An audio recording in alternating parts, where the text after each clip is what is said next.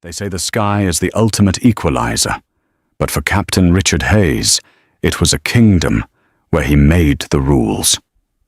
When a soft-spoken black woman boarded his multi-million-dollar Gulfstream jet wearing simple sweatpants and speaking with a thick Louisiana drawl, Richard thought he had her figured out. He mocked her voice. He disrespected her presence. He thought she was just a lucky guest on a rich man's dime. He had no idea the woman he was laughing at held the deed to the very plane he was flying and the power to ground him forever. The morning air at Teterboro Airport in New Jersey was crisp, carrying the distinct sharp scent of jet fuel and old money. Teterboro was the undisputed capital of private aviation on the East Coast, a bustling hub where billionaires, celebrities, and corporate titans bypassed the indignities of commercial terminals. Out on the tarmac, gleaming metal birds sat perfectly aligned, their polished fuselages reflecting the pale dawn light. Among them was tail number N774 VK, a state-of-the-art Gulfstream G650ER. It was a masterpiece of modern engineering, boasting a custom interior of burled walnut cream-colored artisan leather and gold-plated fixtures. In the cockpit sat Captain Richard Hayes. Richard was a veteran of the skies, a 52-year-old pilot with silver-tipped hair, a square jaw, and an ego that could rival the wingspan of a Boeing 747. Having spent the last 15 years flying the world's elite for Apex Aviation, a premier private charter company, Richard had developed a warped sense of superiority. He rubbed shoulders with hedge fund managers and real estate tycoons so often that he had begun to believe he was one of them. He wore his tailored uniform like a military general, his 4 gold stripes, a testament to his perceived absolute authority. To Richard, the passengers were merely cargo that paid for his lavish lifestyle, and he judged them instantly, based on the cut of their suits or the logos on their luggage. On this particular Tuesday, Richard was reviewing the flight manifest for a trip down to Miami. He noticed a single passenger, listed V. Kensington. "Just one today, Thomas," Richard said, leaning back in his leather seat and sipping a black coffee. He glanced at his 28-year-old co-pilot, Thomas Wright, who was diligently running through the pre-flight checklists. "Yes, sir," Thomas replied, his eyes fixed on the digital displays. "Dispatch said she's a VIP, requested absolute privacy." Richard scoffed, setting his coffee down. "They all request privacy, Tommy. Probably some mid-level executive's new girlfriend taking the bird for a shopping trip to Bal Harbour. I've seen it 100 times. They come on board, demand bottomless champagne, and leave a mess." Inside the signature flight support terminal, the reality of V. Kensington was vastly different from Richard's cynical imagination. Valerie Kensington sat quietly in a secluded corner of the VIP lounge, sipping a cup of chamomile tea. At 42, Valerie was a formidable force in the world of global logistics and tech acquisitions. Born and raised in a working-class neighborhood in Baton Rouge, Louisiana, she had built a multi-billion-dollar empire from the ground up. She was brilliant, fiercely independent, and completely uninterested in the flashy displays of wealth that plagued her tax bracket. Today, Valerie was dressed for comfort. She wore a high-end but completely unbranded matching cashmere lounge set in a muted charcoal gray paired with clean white sneakers. Her natural hair was pulled back into an elegant simple bun. She carried a battered leather briefcase that held more financial leverage than the entire airport combined. What nobody at Apex Aviation knew, not the dispatchers, not the ground crew, and certainly not Captain Richard Hayes, was that Valerie hadn't just chartered this flight. Through a maze of shell companies and a discreet corporate buyout, finalized 48 hours prior, Valerie's holding company had just purchased Apex Aviation in its entirety. This Gulfstream wasn't just her ride, it was her property. This flight was an unannounced audit. She wanted to see exactly how her new employees operated when they thought the boss wasn't looking. Ms. Kensington. A polite FBO representative approached her. Captain Hayes is ready for you. The vehicle is waiting to take you to the aircraft.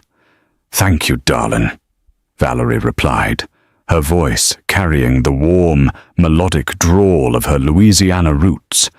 It was an accent she had never tried to hide, a badge of honor that reminded her of where she came from. Valerie stepped into the black SUV and was driven the short distance to the Gulfstream.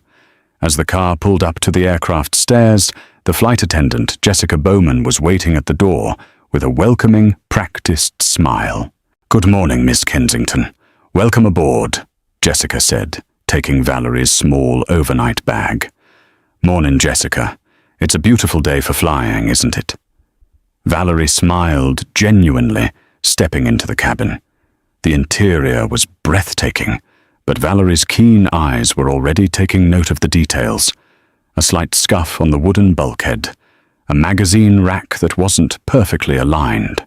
Small things, but in the luxury charter business, perfection was the baseline. Up in the cockpit, Richard heard the boarding. He unbuckled his harness, deciding it was time to make his standard introductory appearance. He expected to see a woman draped in diamonds and designer logos. Instead, he stepped into the cabin and paused, his eyes narrowing as he took in Valerie's casual attire and unassuming demeanor. Valerie looked up, offering a polite nod. Morning, Captain.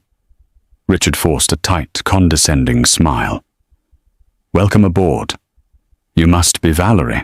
I'm Captain Hayes. I'm the man in charge of this aircraft. The emphasis on this aircraft was not lost on Valerie. She recognized the look in his eyes immediately. It was a look she had encountered 1,000 times in corporate boardrooms before she made her first billion. It was the look of a man who had already assessed her net worth, her background, and her importance, and found them all severely lacking. Pleasure to meet you, Captain, Valerie said smoothly, taking her seat in one of the plush captain's chairs. Richard didn't offer his hand. Instead, he gave her a curt nod. We'll be wheels up in 10 minutes. Try not to adjust the climate controls too much. The system is sensitive. If you need a drink, Jessica will handle it. With that, he turned on his heel and strode back into the cockpit, closing the door a little harder than necessary. Valerie watched him go, a faint, knowing smile playing on her lips. She opened her briefcase and pulled out a legal pad and a silver pen. The audit had officially begun. The cabin was silent, save for the hum of the auxiliary power unit. Valerie settled into the hand-stitched leather seat, feeling the subtle vibrations of the massive Rolls-Royce engines spooling up.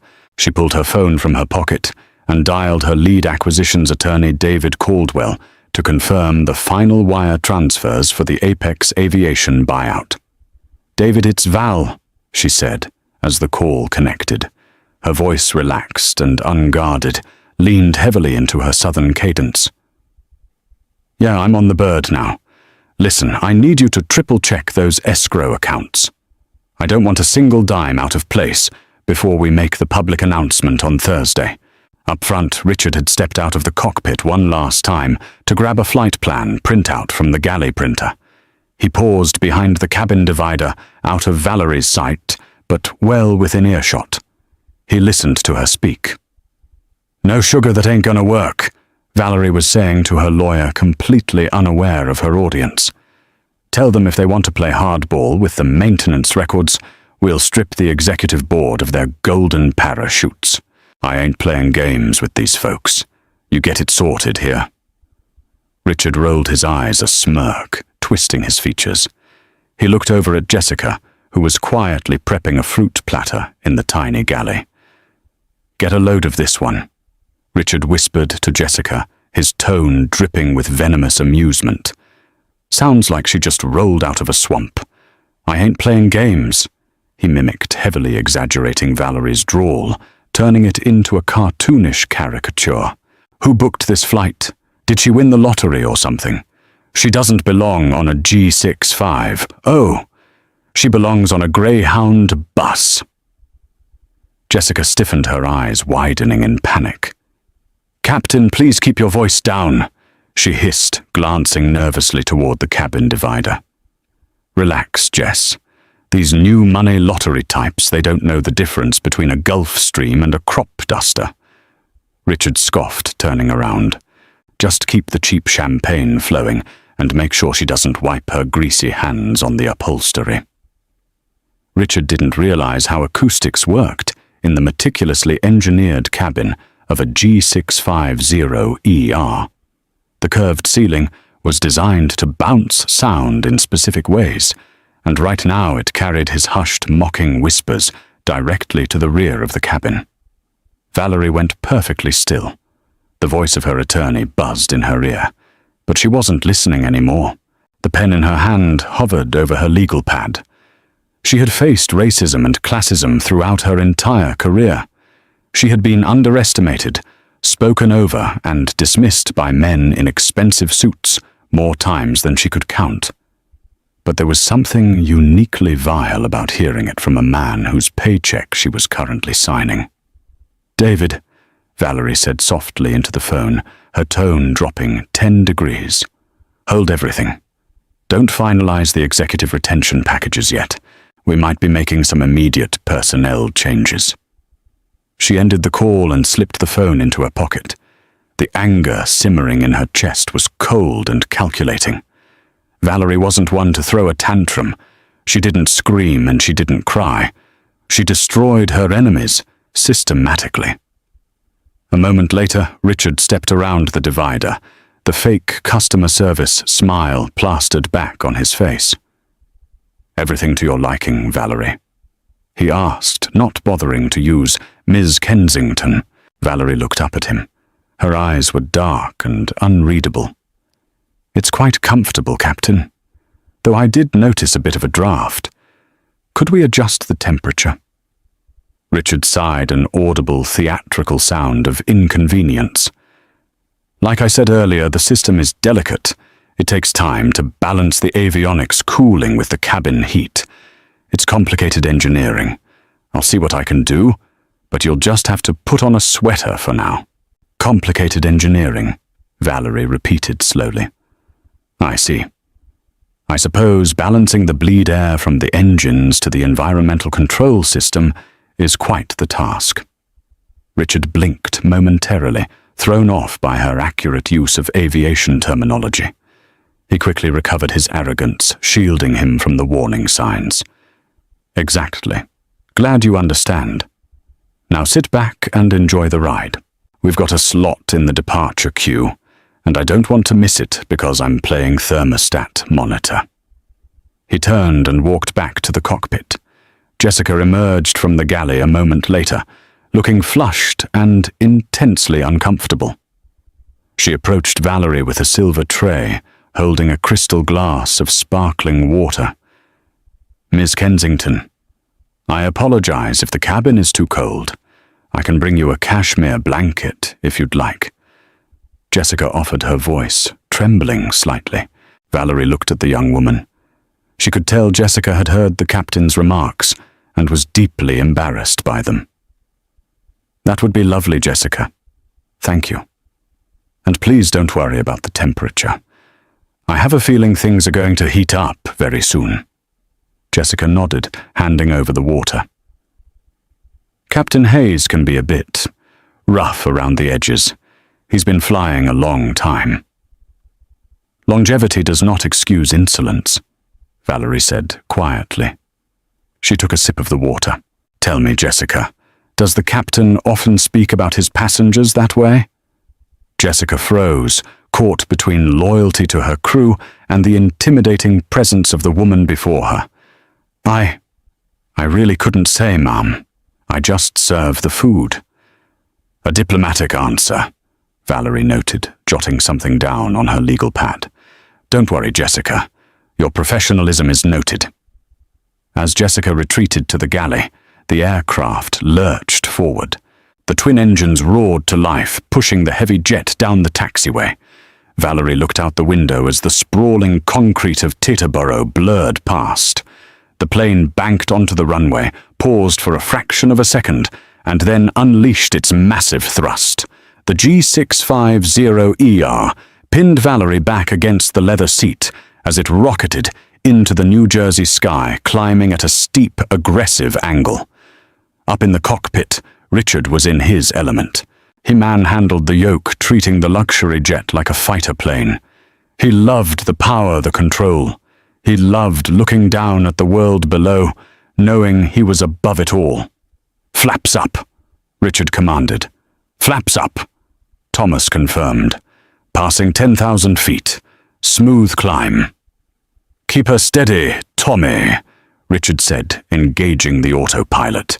He unclasped his heavy headset and draped it over the console. "I'm going to go check on our VIP. Make sure she hasn't started a bonfire in the cabin." Thomas frowned. "Captain, she seems perfectly nice," and dispatch flagged her as a high net worth individual. "Maybe we should treat her with a bit more." "More what, Tommy?" "Respect," Richard laughed sharply. "Money doesn't buy class." You heard her talking.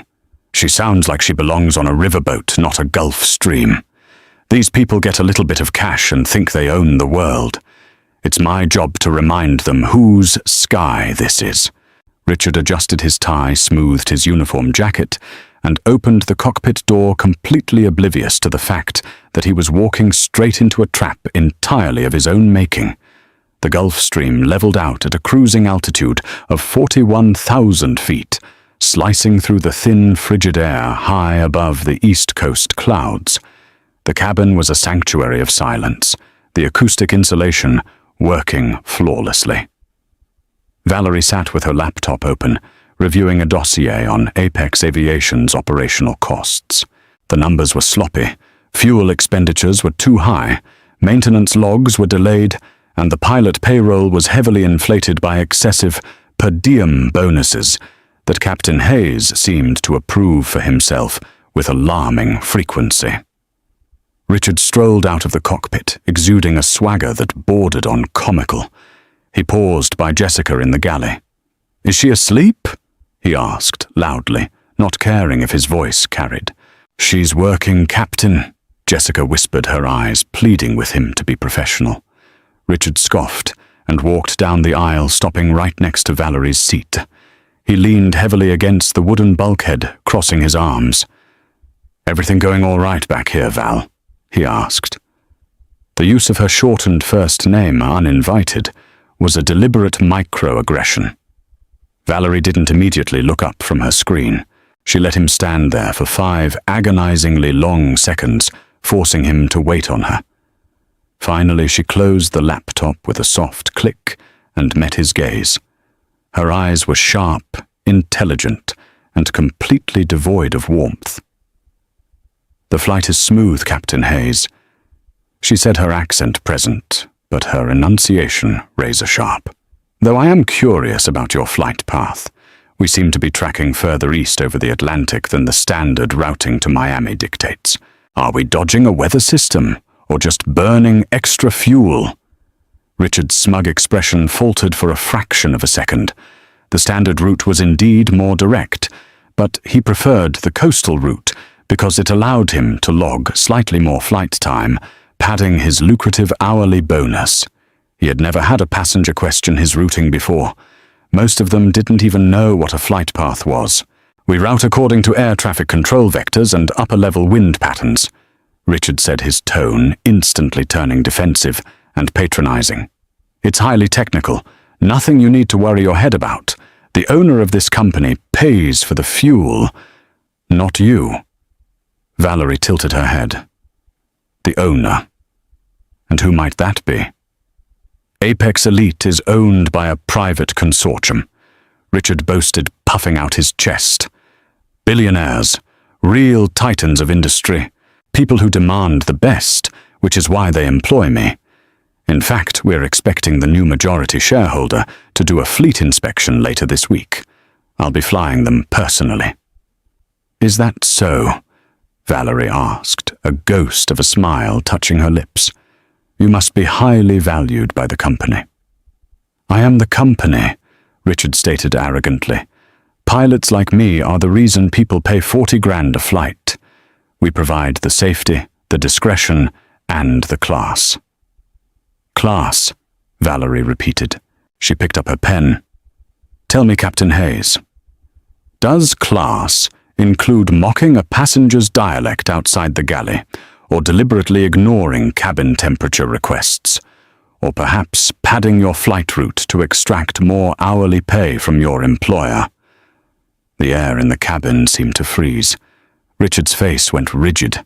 The color drained from his cheeks, only to be replaced by a hot, furious red. Excuse me. He snapped his voice, dropping its faux polite veneer. I don't know who you think you are, lady, but you don't talk to me like that on my airplane. I am the pilot in command.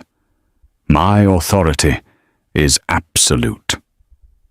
Your authority extends to the safe operation of this aircraft, Captain, Valerie corrected him smoothly. It does not grant you the right to be a bigot, nor does it make you immune to accountability. Richard leaned closer, trying to use his physical size to intimidate her. Listen here. I don't care who bought your ticket. You're a guest, and if you have a problem with how I run things, you can take it up with customer service when we land. But until then, you keep your mouth shut and let me do my job. Jessica, who had been watching in horror from the galley, took a step forward. Captain, please, stay out of this, Jess. Richard barked, not breaking eye contact with Valerie. This is exactly what I'm talking about. You give some people a taste of luxury, and they forget their place. Valerie didn't flinch. She didn't shrink back. She simply reached into her briefcase and pulled out a thick, leather-bound folder. She placed it deliberately on the mahogany table in front of her. My place, Valerie said softly. The Louisiana drawl vanished, completely replaced by the chilling, precise tone of a corporate executioner. Let's talk about my place, Captain Hayes. She flipped open the folder. On the very top was a legal document bearing the seal of the state of Delaware.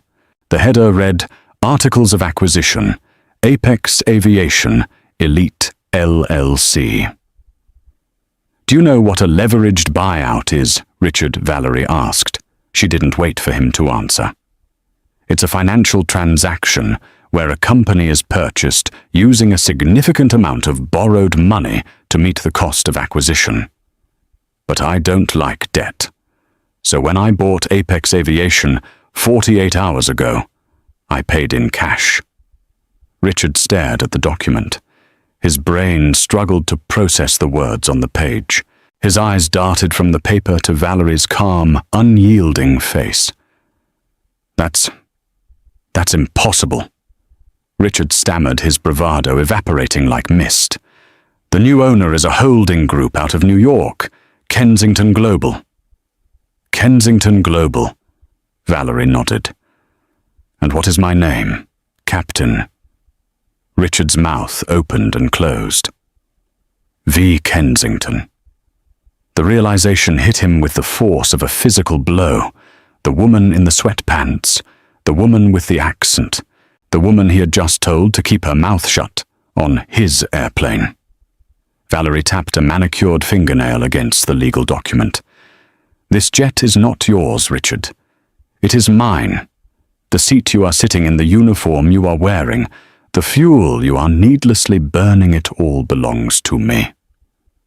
Richard stumbled back a step, literally retreating. Ms. Kensington. I didn't realize. I was just joking earlier. It's a high-stress job, and sometimes we use dark humor to... Do not insult my intelligence by calling your prejudice a joke. Valerie interrupted, her voice ringing like a steel bell in the quiet cabin. You looked at me and made an assumption based on my race, my gender, and my voice. You decided I was beneath you. You decided I was unworthy of respect. Ma'am, please. Richard pleaded, the arrogance entirely stripped away, leaving only a desperate aging man terrified of losing his 6-figure salary. I have 20 years of exemplary service. My record is flawless. I can be a valuable asset to your team. Valerie shook her head slowly. A man who cannot respect his passengers cannot be trusted with their lives. Your technical skills are irrelevant if your character is compromised. She looked past him to the flight attendant. Jessica. Jessica snapped to attention. Yes, Miss Kensington. Please inform the co-pilot, Mr. Wright, that he is now the acting pilot in command. Have him contact Miami Air Traffic Control and request priority routing. I want to be on the ground as quickly as possible. Yes, ma'am, Jessica said, hurrying toward the cockpit. Richard looked completely broken. You're firing me up here. You can't do that. I am not firing you up here, Valerie said, closing the folder. I am relieving you of your duties. You will return to the cockpit, sit in the jump seat, and not touch a single control for the remainder of this flight. When we land in Miami, security will be waiting to escort you off my property. Your termination papers will be finalized before the engines are cool. Richard stood paralyzed, the weight of his own hubris crushing him.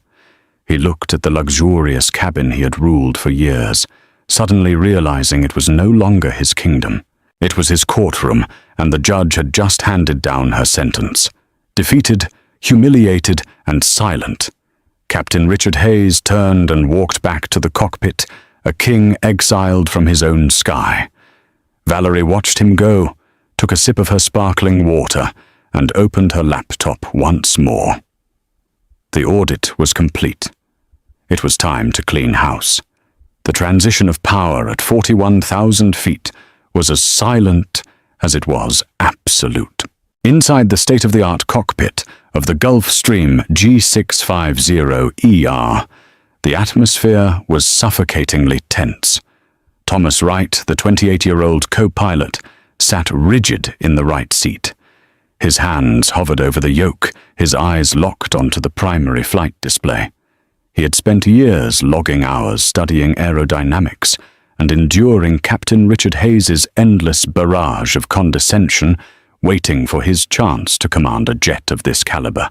He just never imagined the promotion would happen mid-flight, mandated by a billionaire passenger who had just legally decapitated his boss. The cockpit door unlatched, and Richard stepped inside. The older man looked physically diminished. The military-esque posture that had defined him on the Teterboro tarmac had evaporated. He didn't say a word. He simply pulled down the fold-away jump seat, a cramped, unpadded fold-out chair situated behind the central pedestal, typically reserved for FAA inspectors or check airmen. As he strapped himself into the 5-point harness, his hands trembled. "Captain, Richard," Thomas started, his voice tight. "I have the flight controls. Just fly the damn plane." "Tommy!" Richard spat, his voice a hoarse whisper.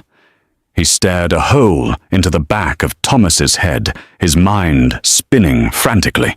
This couldn't be happening. He was an apex predator of the aviation world. He had flown CEOs of Fortune 500 companies to Davos. He had ferried royalty to the Maldives. To be benched by a woman in sweatpants because of a few whispered jokes. It was an outrage.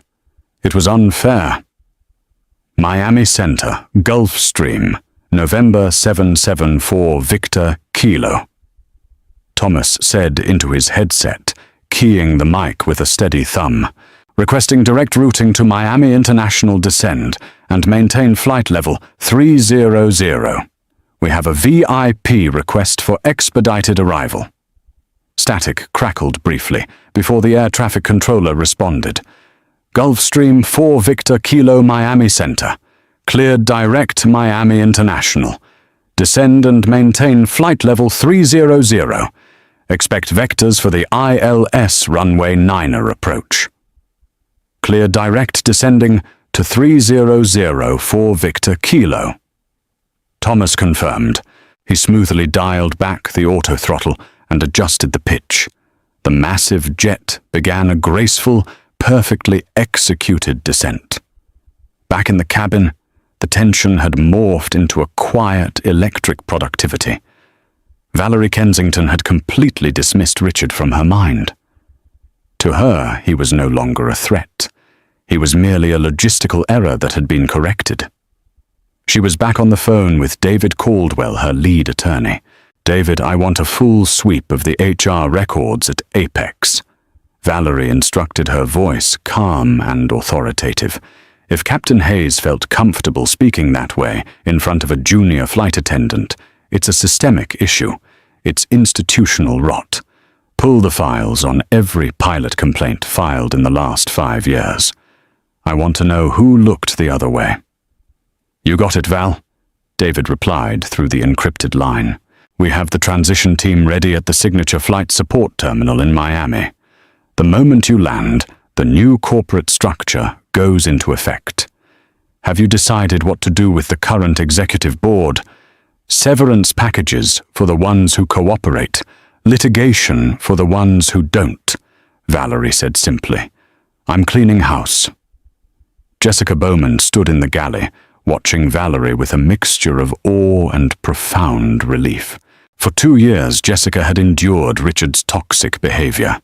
She had smiled through his inappropriate comments, apologized for his outbursts, and lived in constant fear of his evaluations, which dictated her flight assignments. Seeing him stripped of his power was like watching a tyrant fall. Valerie ended her call and looked over at the young flight attendant. "Jessica, you can breathe, darling. He's not going to hurt you." Jessica let out a breath she felt she had been holding since New Jersey. "Miss Kensington, I don't know what to say. I've never seen anyone stand up to him. He practically ran the charter division. Bullies only run things until someone with a bigger stick comes along," Valerie said softly, gesturing for Jessica to take the seat across from her. "Sit down for a moment." Jessica hesitated, then carefully sat on the edge of the cream-colored leather chair. "You handled yourself with grace today," Valerie told her, looking her directly in the eye. "You tried to de-escalate a situation created by a superior who abused his rank. That takes courage." "I just wanted to do my job," Jessica whispered. "I love flying, but the culture here, it's been difficult." "I know," Valerie nodded. "That changes today. When we land, I'll be appointing a new director of in-flight services for Apex Elite. I need someone who understands the frontline experience, someone who values respect over ego. I'd like you to submit your resume to my transition team this afternoon." Jessica's eyes widened, filling with sudden, unexpected tears. Are you serious, Miss Kensington? I'm just a junior attendant." "You're a professional who kept your composure while your captain lost his mind," Valerie corrected. "I hire for character, Jessica. Skills can be taught. Integrity cannot. Think about it. Up in the cockpit, the situation was deteriorating. Richard, unable to accept his sudden irrelevance, began to backseat drive. "You're descending too fast, Tommy," Richard hissed from the jump seat, leaning forward to look at the altimeter. "You're going to overspeed the airframe. Pull back the speed brakes." Thomas kept his eyes forward. "Speed is within limits, Captain. Airspeed is 280 knots. We are perfectly on the glide slope." "Don't talk back to me," Richard snapped, his voice trembling with panicked rage. "I have over 10,000 hours in this specific jet. You're going to make a hard landing, and she's going to blame me. Put the speed brakes out." "Negative," Thomas said, his voice dropping an octave, finding a spine he didn't know he had. "If I deploy the speed brakes now, the vibration will spill her drink in the back. I'm flying the airplane, Richard. Sit back and stay off the comms." Richard fell silent, his face turning an unhealthy shade of purple. He realized with a crushing finality that he had no leverage left. He reached into his breast pocket and discreetly pulled out his smartphone. Shielding the screen with his hand, he desperately texted the chief pilot at Apex Aviation's headquarters, hoping to spin the narrative before they landed. Text to Chief Pilot Miller. Need immediate union rep at MIA. Crazy passenger hijacked my authority, claiming she bought the company. Grounding the flight. Hostile environment. He hit send, hoping his old boys club network would save him. He didn't know that Chief Pilot Miller was currently sitting in a conference room in New York, surrounded by Valerie's corporate auditors, boxing up his own desk. The skies over South Florida were a brilliant, piercing blue. The Gulf Stream banked gently over Biscayne Bay, the turquoise water glittering far below. The sprawling metropolis of Miami stretched out toward the Everglades, a concrete jungle bordered by tropical paradise. As they lined up with the runway at Miami International Airport, the landing gear deployed with a heavy, reassuring thud. Gear down 3 green, Thomas announced to the empty left seat, sticking strictly to protocol. Flaps full, cleared to land runway 9er. The G650ER glided over the perimeter fence of MIA and touched down on the sun-baked asphalt with barely a shudder.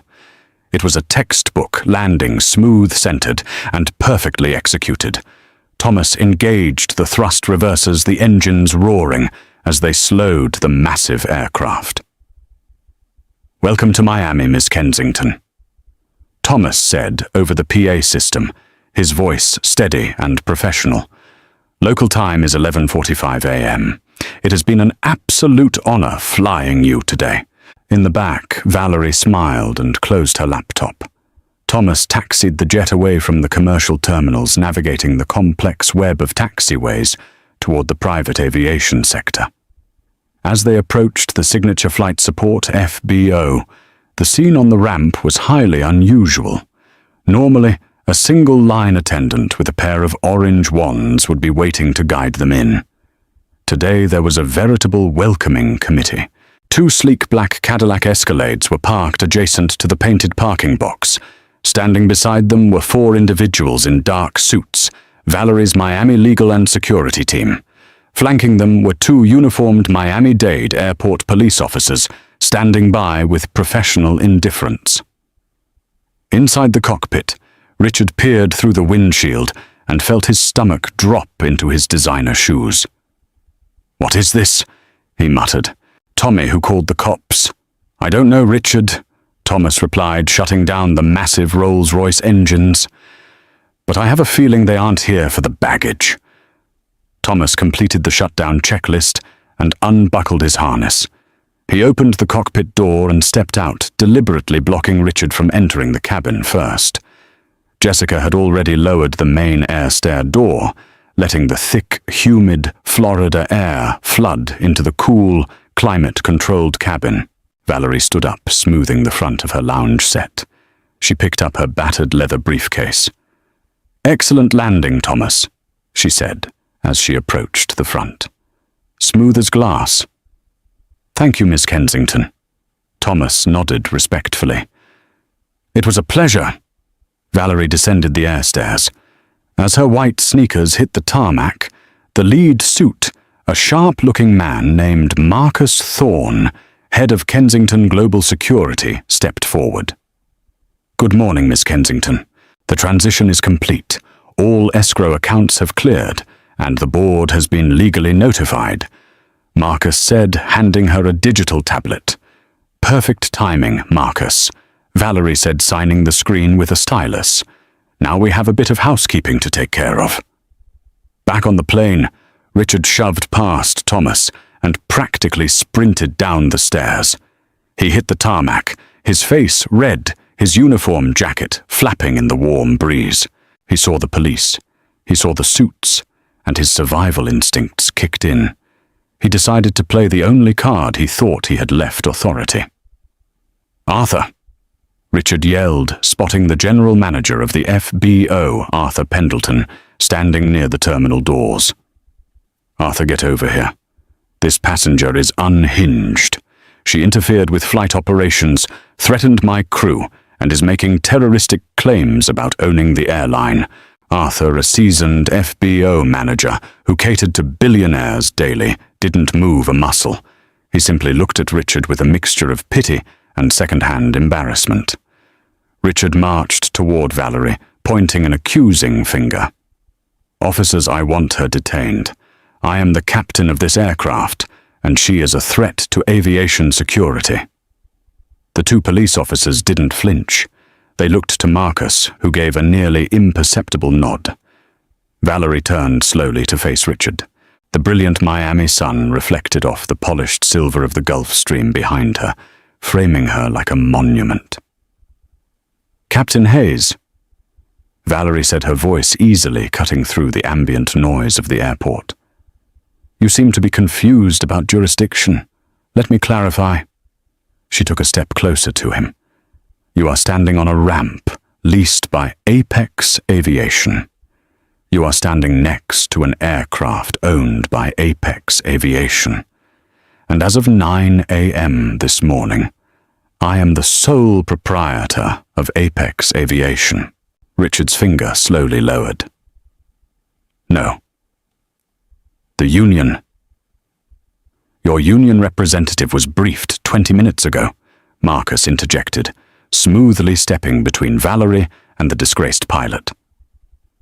Given the multiple recorded violations of company policy insubordination and creating a hostile work environment, the union has declined to contest your immediate termination for cause. Richard gasped, physically staggering backward.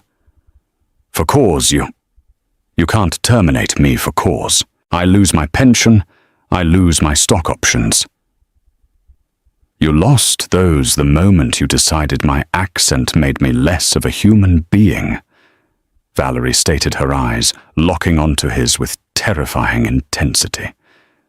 You built your entire identity around the metal you fly and the money of the people who sit in the back. You thought you were untouchable. But true power, Richard, doesn't need to wear 4 gold stripes or mock the people below it. She extended an open hand. Your company ID, your access keys, your corporate credit card. Hand them over. Richard stood frozen on the baking tarmac. He looked at Thomas, who was standing at the top of the air stairs, watching silently. He looked at Jessica, who stood beside Thomas, her chin held high. He looked at the FBO manager, who had already turned his back. There was no one left to save him. The empire he thought he ruled was a mirage. With trembling hands, Richard reached into his pocket and pulled out his heavy keychain. He unclipped his security badge from his belt. He slowly handed them to Marcus. Ms. Kensington, Richard whispered, the arrogance entirely hollowed out, leaving a pathetic shell. I'm 52 years old. Nobody hires a commercial pilot fired for cause at my age. This will ruin me. Valerie looked at him, her expression devoid of sympathy. Then perhaps you should have considered the cost of your arrogance before you opened your mouth. Actions have consequences, Richard. Yours have finally arrived. She turned away from him and looked at the 2 police officers. Gentleman, Mr. Hayes is officially a trespasser on private company property. Please escort him off the airport premises. He can find his own way home. Yes, ma'am, one of the officers said, stepping forward and firmly grasping Richard by the elbow. Let's go, buddy. Time to walk. As the police led the stumbling, broken pilot away toward the perimeter gate, Valerie turned back to her new jet. Thomas and Jessica were still standing at the top of the stairs. Thomas, Jessica, Valerie called out. Take the plane to the hangar. Take the rest of the week off, fully paid. We have a lot of restructuring to do, and I'll need you both fresh for the new era of this company. Yes, boss. Thomas smiled widely. Valerie turned and walked toward the waiting Escalade. The audit was over. The trash had been taken out. It was a beautiful day in Miami, and she had an airline to run. The Miami heat was unforgiving, but it was nothing compared to the cold reality settling into Richard Hayes's bones. Left outside the perimeter fence of Miami International Airport, dragging his heavy leather flight bag along the cracked sidewalk of the public access road, Richard looked nothing like the untouchable aviator he had been just 2 hours prior. His tailored uniform jacket felt like a straitjacket in the humid Florida air. He pulled out his phone, his hands slick with sweat, and dialed the private number of Arthur Harrington, a billionaire hedge fund manager he had flown exclusively to St. Bart's for the past 4 years. The phone rang 4 times before going to voicemail. Richard dialed again. This time Arthur answered, his tone unusually clipped. "Richard, now is not a good time," Arthur said sharply. "Arthur, listen to me. You have to help me." Richard pleaded, his voice cracking with desperation. "That new owner, Kensington, she's out of her mind. She terminated me on the tarmac. You have leverage. You charter 100 hours a month with Apex. Tell her you'll pull your contracts if she doesn't reinstate me." A heavy sigh echoed through the receiver. "Richard, are you insane?" Valerie Kensington didn't just buy Apex Aviation. Her holding company just acquired a 30% stake in my firm's primary logistics provider.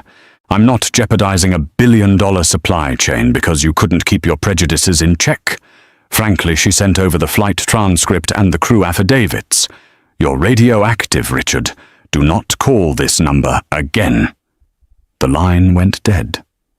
Richard stared at the screen, the weight of his isolation crashing down on him. The old boys' club he thought he belonged to didn't actually exist. They only tolerated him because he held the keys to their flying limousines. Without the jet, he was just another unemployed liability. He opened his banking app to buy a commercial first-class ticket back to New York. A red error message flashed across the screen. "Account frozen. Pending legal review." Panic seized his chest. He tried his corporate Amex. Declined. He tried a secondary credit card. Declined. Back inside the air-conditioned sanctuary of the Apex Aviation Miami boardroom, Valerie Kensington sat at the head of a long mahogany table. Across from her sat David Caldwell, her lead attorney, surrounded by stacks of financial ledgers and maintenance logs. The true depth of Richard's arrogance was finally coming to light, and it extended far beyond his foul mouth. "You called it Val," David said, sliding a thick manila folder across the table. He wasn't just inflating his routing times to pad his hourly wages. Captain Hayes was running a sophisticated kickback scheme with a third-party maintenance facility in Teterboro. He would ground the aircraft for emergency avionics repairs, authorize the invoices himself, and split the inflated costs with the shop owner. "We estimate he's embezzled close to $400,000 over the last 3 years. Valerie didn't show a flicker of surprise. Arrogance and entitlement usually go hand in hand with theft, she noted quietly. He thought the company's money was his money because he believed he was the only reason the company operated. "How do you want to proceed?" David asked, his pen poised. "We have enough to bury him in civil litigation, but this crosses the threshold into federal wire fraud." "Give the files to the FBI," Valerie said without hesitation. "I don't cover up crimes to protect a brand's image. And David, make sure every penny he stole is calculated into a restitution order. I want his pensions liquidated to pay back the crew members he systemically shortchanged on their per diems. He thought they were beneath him. Let's see how he feels funding their retirement." While Valerie dismantled the corrupt infrastructure of her new company, Richard was facing the ultimate indignity. Out of options and out of cash, he had walked 3 miles to a local pawn shop where he traded his gold-plated aviator watch for enough cash to buy a one-way ticket back to New Jersey. Not on a commercial flight, and certainly not in first class. At 6 p.m., Richard Hayes, the former king of the Teterboro tarmac, boarded a Greyhound bus. He shuffled down the narrow, dimly lit aisle, the smell of stale diesel and cheap fast food turning his stomach. He squeezed his broad shoulders into a rigid, sticky seat near the back, right next to the lavatory. As the bus lurched onto the interstate for the agonizing 22-hour drive north, Richard stared out the grease-smudged window. He looked up at the sky, watching the faint, white contrail of a high-altitude jet slicing through the twilight, knowing with absolute certainty that he would never touch the clouds again. 6 months later, the atmosphere at Teterboro Airport was unrecognizable. The toxic, fear-driven culture that had once permeated the Apex Aviation hangars had been entirely eradicated. The aircraft were the same. The leather seats were just as plush, but the people operating them moved with a newfound sense of pride and dignity. In the signature FBO terminal, Jessica Bowman stood in front of a small group of new flight attendant recruits. She wore a sharp, modern navy blue blazer with the new Kensington Elite logo pinned to the lapel. As the newly appointed Director of In-Flight Services, Jessica had completely rewritten the crew manual. Luxury is not an excuse for abuse. Jessica told the recruits, her voice projecting confidence and warmth. In this company, we provide world-class service to our clients, but we demand world-class respect in return. If a passenger or a pilot ever crosses the line, you do not smile and endure it. You report it. You are the safety officers of the cabin, and management has your back. Out on the tarmac Gulf Stream, N774 VK gleamed in the morning sun. The air stairs were down, and standing at the top, greeting the ground crew, was Captain Thomas Wright. The 4 gold stripes on his shoulders were hard-earned. Under Valerie's new leadership promotions were based on skill safety records and psychological evaluations, not seniority or backroom handshakes. Thomas had excelled in all of them. He commanded the jet with quiet confidence, entirely stripping away the ego that had poisoned the left seat for so long. A black SUV pulled up to the aircraft, and Valerie Kensington stepped out. She was dressed in a sharp, tailored burgundy pantsuit, today heading to a major tech acquisition meeting in London. "Good morning, Captain Wright." Valerie smiled as she reached the top of the stairs. "Morning, boss." Thomas beamed. "We've got a smooth route charted across the Atlantic today. Weather is clear all the way to Heathrow. Cabin is prepped exactly to your liking." "I have no doubt," Valerie said, stepping into the cabin. The environment was flawless.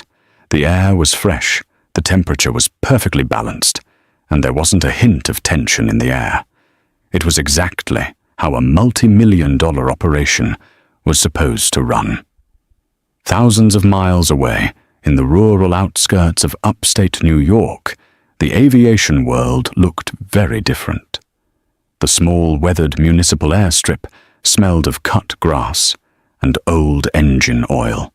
There were no Gulfstreams here, no billionaires, no luxury SUVs, just a handful of rusting Cessnas and crop dusters.